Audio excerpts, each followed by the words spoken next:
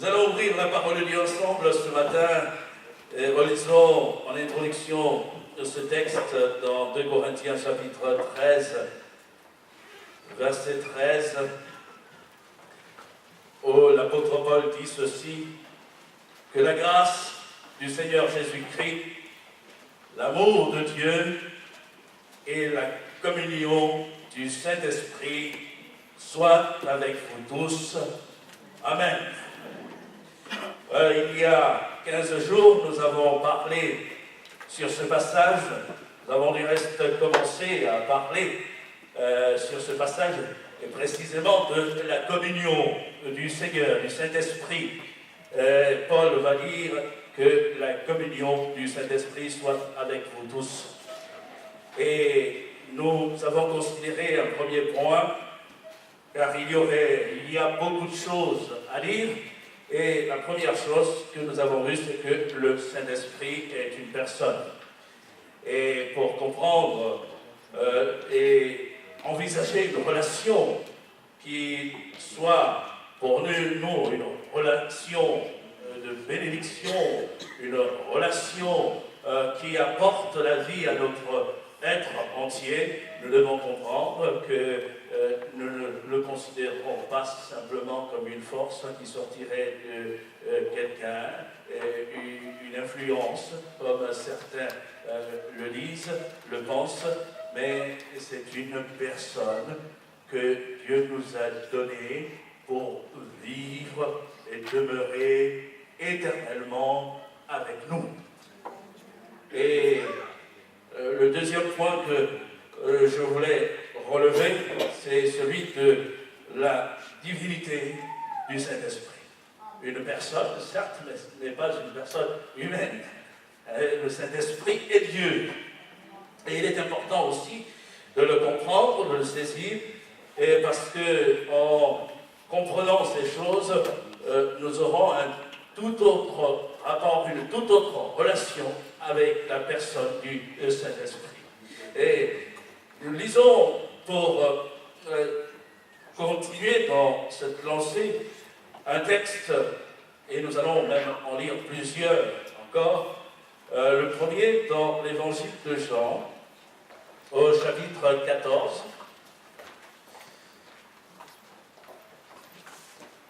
Jean chapitre 14, nous lisons à partir du verset 25, où Jésus, parlant à ses disciples, leur dit: je vous ai dit ces choses.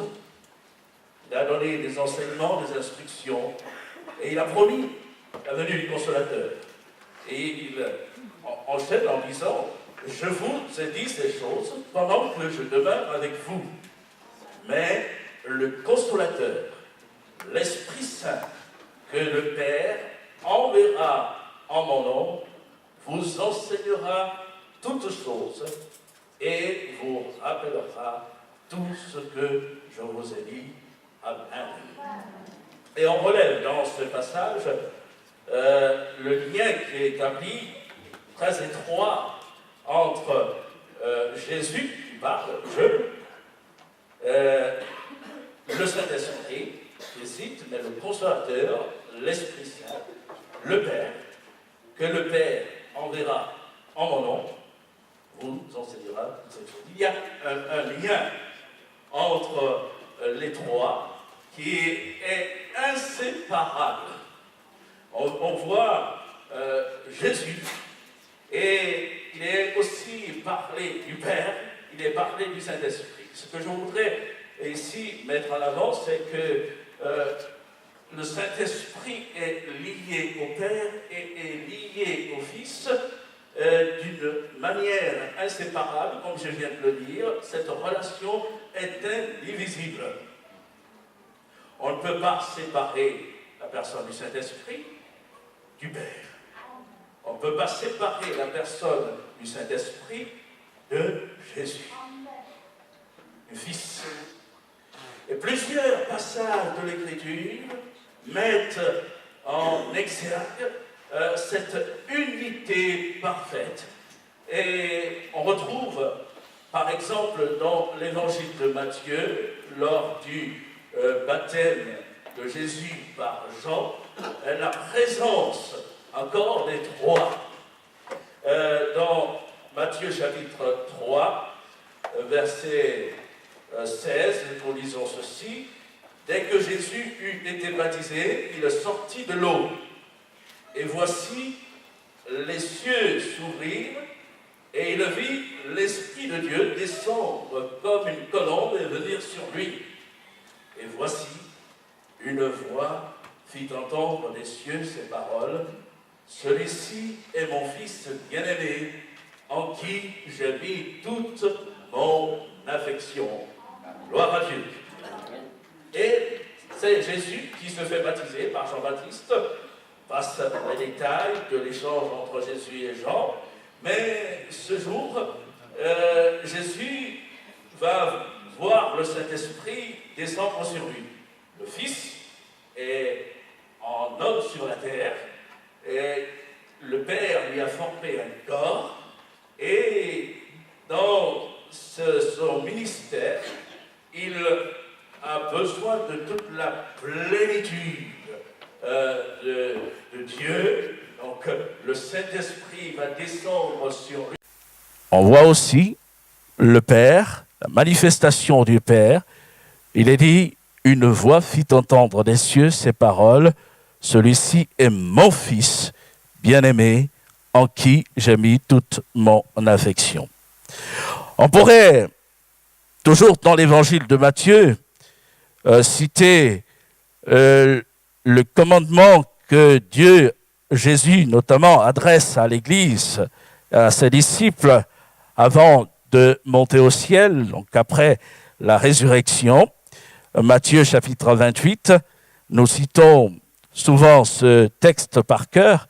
Jésus dit à ses disciples, « Tout pouvoir m'a été donné dans le ciel et sur la terre. » Verset 18. Allez, faites de toutes les nations des disciples, les baptisant au nom du Père, du Fils et du Saint-Esprit, et enseignez-leur à observer tout ce que je vous ai prescrit. Et voici, je suis avec vous tous les jours jusqu'à la fin du monde. Dans tous ces passages, il ressort cette présence du Père, cette présence du Fils, cette présence du Saint-Esprit. L'évocation du Père, du Saint-Esprit, aux côtés du Fils. Et on comprend qu'il y a ce lien. Lors du baptême de Jésus, le Fils est sur la terre, l'Esprit descend, le Père parle du haut des cieux. Alors cela est suffisant déjà pour réfuter une certaine doctrine qui ramènerait tout au Fils et qui dénie et qui renie l'existence du Père, l'existence du Saint-Esprit. Il y en a qui enseignent cela, ils disent c'est qu'un, le Saint-Esprit c'est Jésus, Jésus c'est le Père, c'est la même personne, Dieu est un. Mais on voit qu'il y a trois entités distinctes. Et d'ailleurs, Jésus lui-même mettra la différence, établira la distinction quand il dira, par exemple, « Moi et le Père, nous sommes un. Moi et le Père. » Et cette unité donc, est composée des trois, le Père, le Fils, le Saint-Esprit. Alors c'est important à souligner. Pourquoi ? Parce que ce n'est pas simplement un point de théologie, mais cela a réellement une incidence sur notre relation avec Dieu, sur notre relation avec le Père, avec le Fils et le Saint-Esprit. Lorsque nous baptisons des gens et que nous disons, nous vous baptisons au nom du Père, du Fils et du Saint-Esprit, conformément à ce que Jésus a dit, nous ne prononçons pas là simplement une phrase liturgique, mais il y a là toute une révélation du Dieu auquel nous croyons. Nous croyons dans la personne du Père, nous croyons dans la personne du Fils, nous croyons dans la personne du Saint-Esprit.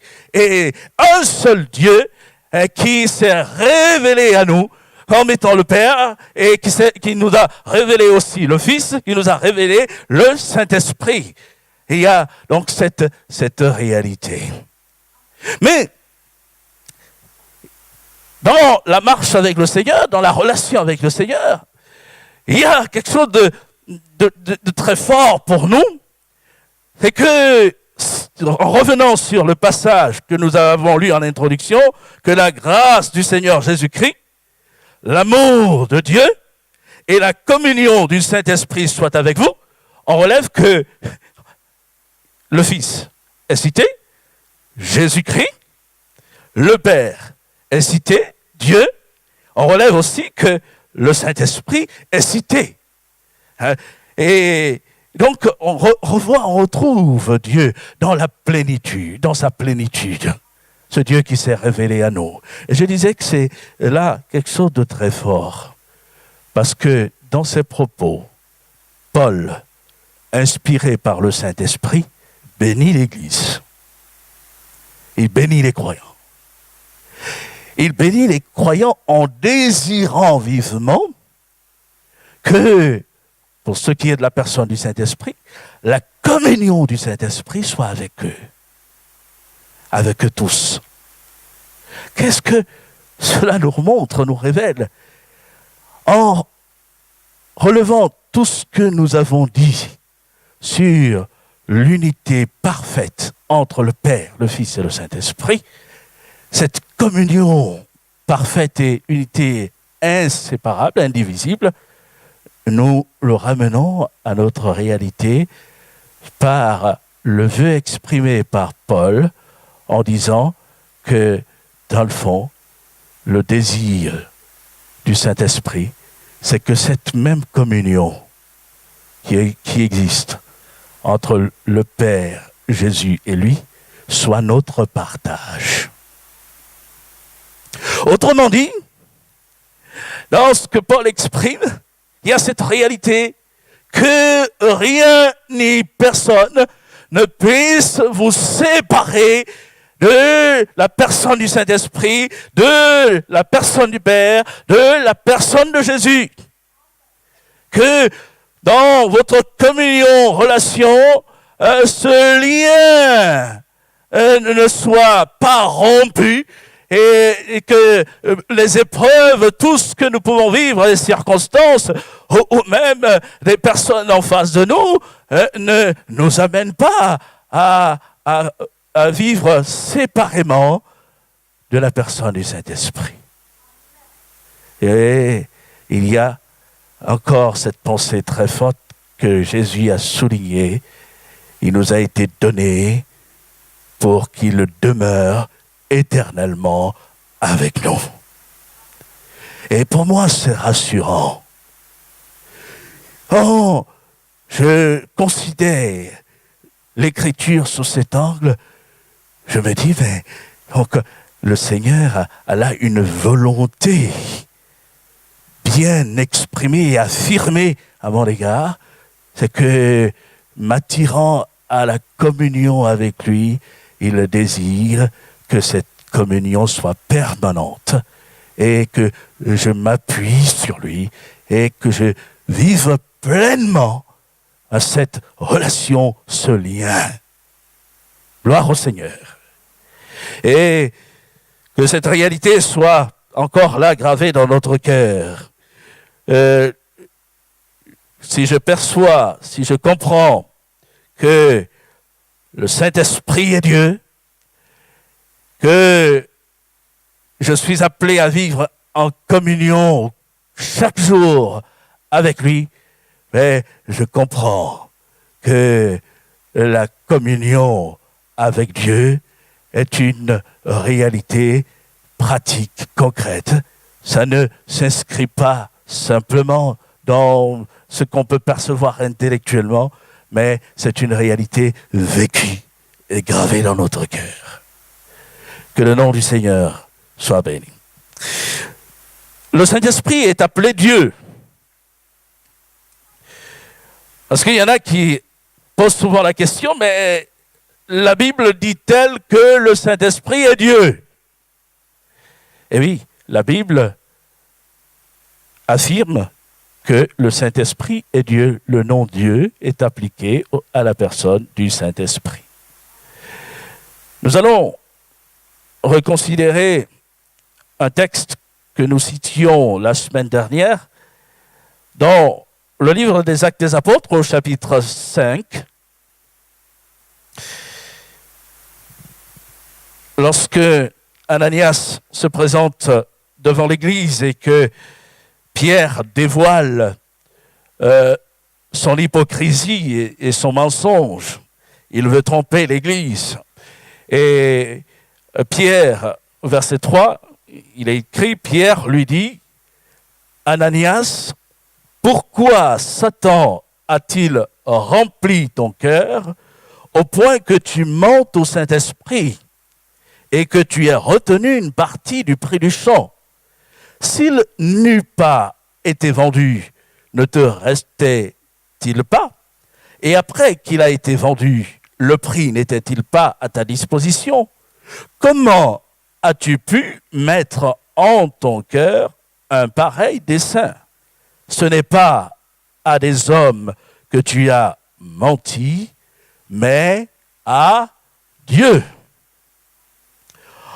Dans ce passage, on soulignera que Pierre ne conçoit pas qu'un homme puisse mentir au Saint-Esprit. Il ne le conçoit pas. Et il peut dire, mais pourquoi Satan a-t-il rempli ton cœur au point que tu mentes au Saint-Esprit? Comment as-tu pu mettre en ton cœur un pareil dessein? C'est inconcevable. Et dans la logique de sa pensée, il va dire, ce n'est pas à des hommes que tu as menti, mais à Dieu. Et on relève qu'il emploie le verbe mentir pour établir le lien avec le Saint-Esprit et plus bas avec Dieu. Pourquoi Satan a-t-il rempli ton cœur au point que tu mentes au Saint-Esprit?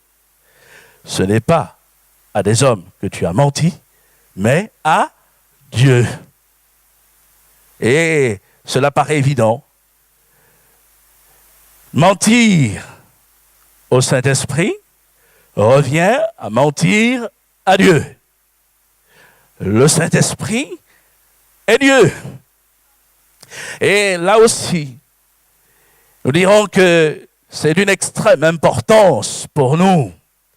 Si je saisis que le Saint-Esprit est Dieu, qu'il demeure avec moi dès maintenant et éternellement, je saisirai que Dieu est avec moi à tout moment, à chaque instant de chaque jour.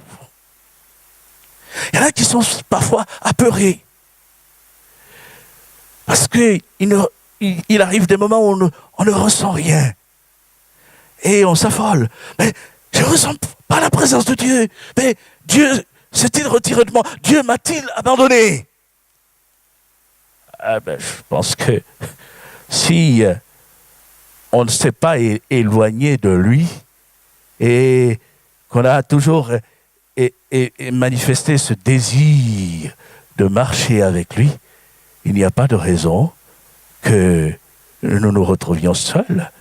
Dieu ne nous abandonne pas. Il peut arriver que nous l'abandonnions, nous, mais lui ne nous abandonne pas. Le Saint-Esprit est là. En saisissant cela dans ma marche quotidienne, je peux alors me dire que, dans le fond, le Saint-Esprit connaît tout de ma vie. Je ne peux rien lui cacher. Ananias n'a pas intégré cela. Et en voulant tromper, il s'est vite aperçu que le Saint-Esprit le voyait et qu'il ne pouvait pas véritablement le tromper. Je ne peux rien lui cacher. Il sait tout. Et cela est aussi rassurant pour nous. Parce que s'il est avec moi chaque jour et demeure avec moi en moi, et qu'il sait tout de moi, ben, je peux être tout simplement honnête et vrai avec lui. Tu sais tout de moi. Tu connais mes combats. Tu connais mes limites. Tu connais mes imperfections, mes luttes. Tu connais mes épreuves. Et je peux m'appuyer sur toi. Tu es là. Je ne suis pas seul. Tu demeures avec moi. Dieu est avec moi. Et quand, par exemple, dans les épreuves, le vent vient à souffler, la tempête vient à se déchaîner, mais je dois me dire, le Saint-Esprit ne m'a pas abandonné, il est là. Et c'est important. Cela nous donne de l'assurance. Et cela conforte notre foi dans la personne du Seigneur pour marcher avec lui en toute confiance, en toute assurance. Cela me conforte aussi dans la démarche de tout lui donner pour qu'il continue son œuvre dans ma vie. Et que le travail que le Seigneur entreprend dans ma vie, de façonner le vase que je suis pour l'amener à être un vase d'honneur devant le Seigneur, que ce travail soit librement entrepris par le Saint-Esprit. Gloire au Seigneur. Il est Dieu. Et la Bible l'établit pleinement lorsqu'il est question de la communion du Saint-Esprit avec nous. Cela revient simplement à souligner cette communion avec Dieu chaque jour dans notre marche. Une troisième réalité que nous soulignerons, c'est le renvoi aux attributs appliqués au Saint-Esprit. Dieu, nous le savons, est, oui, omnipotent. Il est omniscient. Il est omniprésent. Il est encore, c'est déjà dit, omnipotent. Il est éternel. Éternel. Il y a d'autres attributs. Dieu est saint. Et le Saint-Esprit. Quand nous disons Saint-Esprit, nous avons prononcé saint. Dieu est amour. Et le Saint-Esprit est amour. C'est lui qui répand l'amour de Dieu dans notre cœur. Mais je voudrais considérer les 4 premiers points. L'omniscience. Le Saint-Esprit est omniscient. Je viens de dire tout à l'heure, si je mesure cette réalité, que le Saint-Esprit est avec moi, il connaît tout de moi, alors je vais me livrer, m'offrir à lui, être honnête avec lui, parce que je ne peux rien lui cacher. Il y a là cette réalité, le Saint-Esprit sonde le cœur des hommes. Il n'y a en nous rien qui puisse échapper à sa connaissance, à son regard. Il sonde les profondeurs de l'homme. Mais l'Écriture va encore plus loin.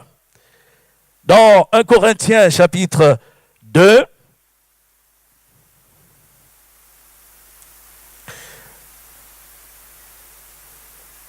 à partir du verset 7, lisons, en commençant par ce verset, « Nous prêchons la sagesse de Dieu, mystérieuse et cachée, que Dieu, avant les siècles, avait destinée pour notre gloire. sagesse qu'aucun des chefs de ce siècle n'a connue, car s'ils l'eussent connue, ils n'auraient pas crucifié le Seigneur de gloire. Mais comme il est écrit, ce sont des choses que l'œil n'a point vues, que l'oreille n'a point entendues, et qui ne sont point montées au cœur de l'homme, des choses que Dieu a préparées pour ceux qu'il aime. Dieu nous les a révélées par l'Esprit, car l'Esprit sonde tout, même les profondeurs de Dieu. Lequel des hommes, en effet, connaît les choses de l'homme, si ce n'est l'Esprit de l'homme qui est en lui? De même, personne ne connaît les choses de Dieu, si ce n'est l'Esprit de Dieu. Alléluia. L'Esprit sonde le cœur de l'homme, les profondeurs du cœur de l'homme, mais nous découvrons aussi que l'Esprit sonde les profondeurs de Dieu. Nous ne pouvons pas, nous, sonder les profondeurs de Dieu. Mais l'Esprit sonde les profondeurs de Dieu. Il est omniscient. Il est Dieu. Pour connaître tout de Dieu, il faut être Dieu. Connaître la pensée profonde de Dieu, il faut être Dieu. Ça me fait penser à une parole dite par un rabbin un jour à un fidèle qui s'est rendu vers lui dans une période un peu trouble de confusion, et il a dit: Rav, je ne comprends pas. Qu'est-ce que fait Dieu? Il m'arrive de ces choses. Je ne comprends pas ce que Dieu est en train de faire. Et le rabbin de lui répondre: heureusement que tu ne comprends pas tout ce que Dieu fait, parce que tu aurais été Dieu. Comment toi, homme, peux-tu comprendre et connaître ce que fait un Dieu si grand? Il mettait en lumière cette réalité. Nous nous sommes limités. Nous ne pouvons pas connaître les profondeurs de la pensée de Dieu, de ce que Dieu accomplit. Nous ne pouvons pas sonder. Il faut être Dieu. Il lui dit: tu aurais été Dieu. Il faut être Dieu lui-même. Et le Saint-Esprit qui nous a été donné est Dieu qui est venu habiter en nous. Il est omniscient. Et nous pouvons alors, là aussi, nous confier en lui dans notre marche et nous appuyer sur lui. Lorsque j'arrive à penser parfois: ah, le Seigneur ne voit pas. Seigneur, que se passe-t-il? Que je suis prêt à remettre tout en cause.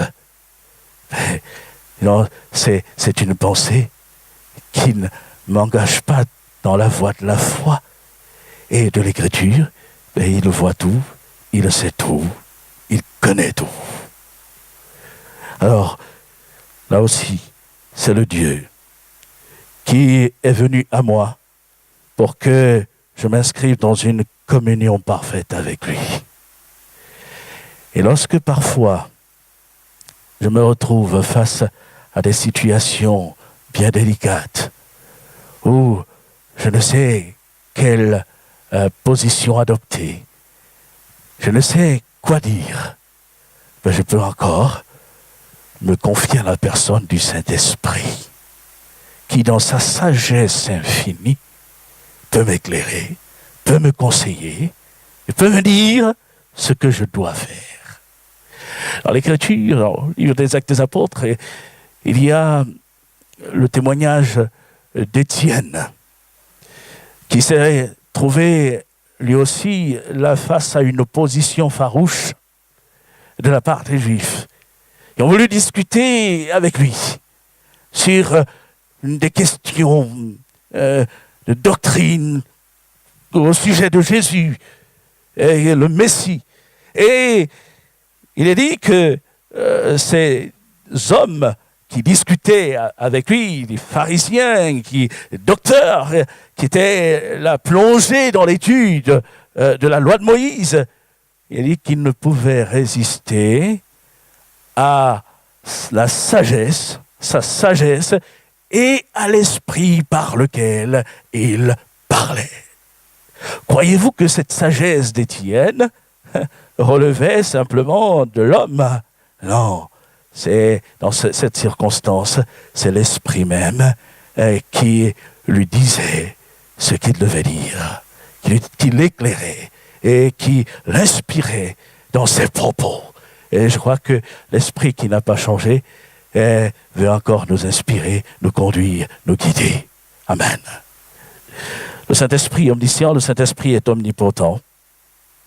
Job, chapitre 33, verset 4, le jeune Élihu, il a reçu le conseil de Dieu et qui va amener Job à reconsidérer l'œuvre de Dieu dans l'épreuve, va dire ceci: l'Esprit de Dieu m'a créé et le souffle du Tout-Puissant m'anime. L'Esprit de Dieu m'a créé. Et on voit l'Esprit créateur. L'Esprit est omnipotent. Il crée. Il appelle à l'existence ce qui n'existait pas. Et nous tous qui sommes aujourd'hui là, vivants, bien portants, on dit, c'est l'Esprit de Dieu qui nous a créés. Et le souffle du Tout-Puissant nous donne la vie. Et cette vie ne dépend pas de nous, mais elle dépend de lui. Je passe rapidement, l'heure tourne.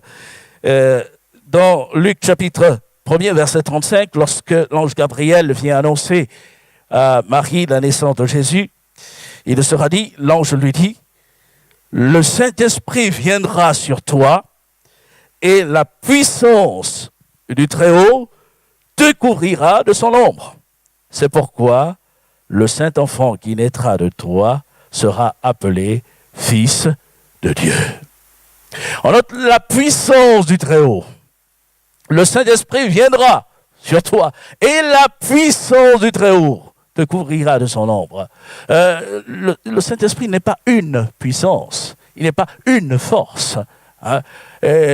Parfois on fait l'amalgame avec le commandement de Jésus aux disciples, quand il promet la venue du Saint-Esprit et qu'il les envoie.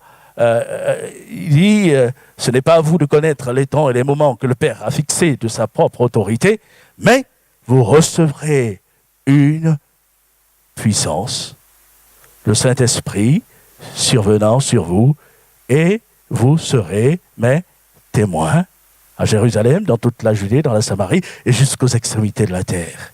Et partant de là, il y en a qui disent, Jésus a dit, vous recevrez une puissance, donc le Saint-Esprit est une puissance.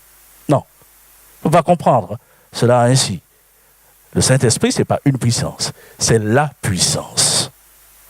La puissance du Très-Haut te couvrira de son ombre. Maintenant, ce que Jésus veut dire, c'est que celui qui est tout-puissant, le Saint-Esprit, en venant, nous communique de sa puissance, de sa force. Et comme je disais, c'est Jésus qui a reçu toute la plénitude du Saint-Esprit. Et aucun homme, nous ne recevrons pas le Saint-Esprit de la même manière que Jésus, selon la même mesure. Et donc on comprend que c'est la puissance. Et la puissance de Dieu demeure éternellement avec moi. L'Esprit tout-puissant.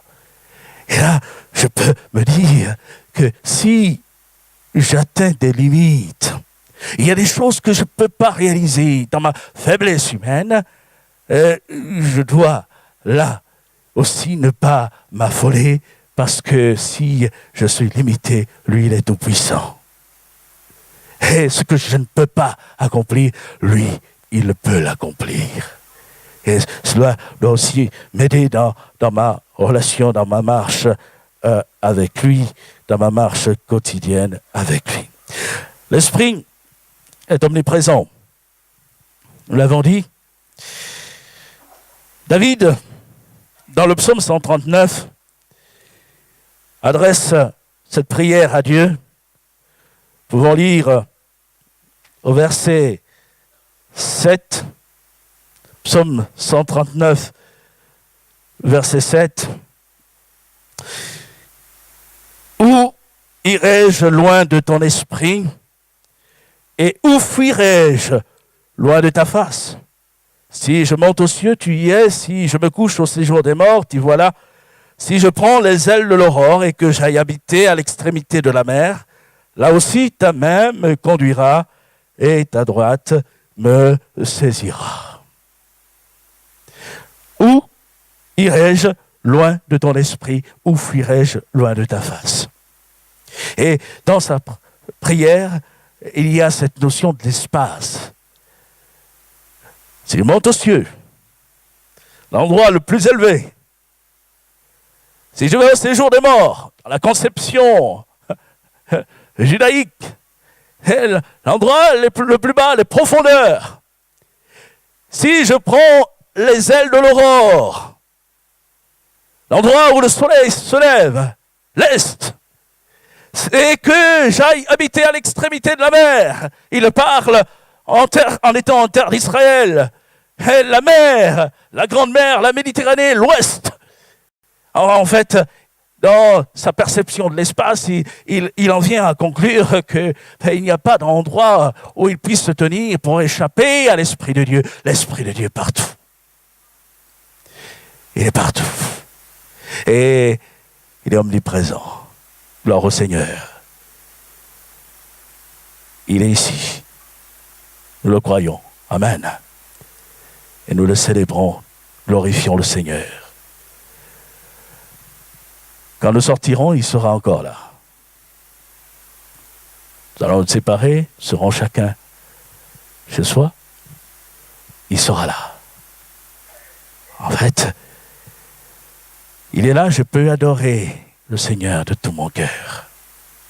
Je peux le célébrer par l'Esprit. Quand je me retrouve seul, je peux encore célébrer le Seigneur de tout mon cœur, l'adorer, le louer. Et cela m'amène au dernier point. Il est éternel, parce qu'il ne change point. Il a fait lever des adorateurs hier pour le Père, mais il fait lever encore des adorateurs aujourd'hui qui se tiennent dans la présence du Père. Et on terminera en citant ce passage dans l'Épître aux Hébreux, au chapitre 9, verset 11. Je rappelle, vous pourrez relire l'intégralité du chapitre à la maison, mais dans les premiers versets, l'auteur de l'Épître aux Hébreux rappelle l'alliance et le culte tel qu'il était célébré dans le désert lorsque le tabernacle a été érigé. Et il en fait une application à Christ et à son sacrifice. Et il lira verset 11, « Mais Christ est venu comme souverain sacrificateur des biens à venir. Il a traversé le tabernacle plus grand et plus parfait, qui n'est pas construit de main d'homme, c'est-à-dire qui n'est pas de cette création. Et il est entré une fois pour toutes dans le lieu très saint, non avec le sang des boucs et des veaux, mais avec son propre sang, ayant obtenu une rédemption éternelle. Car si le sang des taureaux et des boucs et la cendre d'une vache répandue sur ceux qui sont souillés sanctifie et procure la pureté de la chair, combien plus le sang de Christ, qui, par l'Esprit éternel, s'est offert lui-même sans tache à Dieu, purifiera-t-il votre conscience des œuvres mortes, afin que vous serviez le Dieu vivant. Amen. L'Esprit éternel, le sang de Christ, qui par l'Esprit éternel s'est offert lui-même sans tache à Dieu, son sang purifiera nos consciences des œuvres mortes, afin que nous servions le Dieu vivant. Mais il est question ici du culte que l'Église doit offrir, apporter à Dieu. Et il y a ce lien avec le culte que le peuple célébrait depuis le désert, du temps de Moïse. Et permettez-moi de citer, en parlant de cela, le verset 8, où il est dit « Le Saint-Esprit montrait par là que le chemin du lieu très saint n'était pas encore ouvert tant que le premier tabernacle subsistait. » Il montrait par là. Et en fait, quand Moïse, sur la montagne, a reçu les instructions pour la construction du tabernacle, le Saint-Esprit était là. C'est le Saint-Esprit qui lui donnait ses directives, ses instructions. Il était du temps de Moïse. Au moment où l'auteur de l'Épître aux Hébreux dit ces choses, Moïse n'est plus sur la terre. Moïse a été enseveli. C'est Dieu lui-même qui l'a enseveli. Personne n'a retrouvé son corps, mais Moïse n'est plus. Bien des siècles se sont écoulés. Environ 16 siècles. L'Esprit était là, mais l'Esprit est toujours là. L'Esprit a donné des instructions pour le culte dans le désert, mais l'Esprit est encore là pour susciter de vrais adorateurs qui se tiennent en présence du Père. Tout ceci pour venir à cette vérité, pour ce qui est du culte que je dois au Seigneur. Je dois rendre au Seigneur, que l'Église doit rendre au Seigneur. Les directives, les instructions ne peuvent véritablement venir que par le Saint-Esprit. Et cela est en lien avec le sacrifice de Jésus. Si aujourd'hui nous adorons Dieu de tout notre cœur, c'est parce que notre conscience a été éclairée. Si nous pouvons comprendre la réalité de ce que Jésus a accompli, comment il a été élevé sur le bois, percé, son sang a coulé, nous pouvons saisir ces choses et dire au Seigneur, c'est pour moi que tu as fait cela, Seigneur.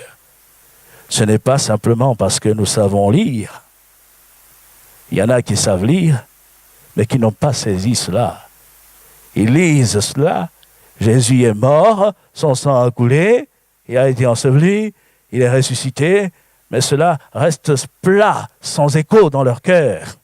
Et ils ne peuvent pas saisir cela. Et d'où vient que nous le saisissons? C'est le Saint-Esprit qui nous éclaire. Et le Saint-Esprit nous aide alors à comprendre ces choses pour que nous adorions le Seigneur. Béni soit Dieu, gloire à son nom. On va ce matin l'adorer encore.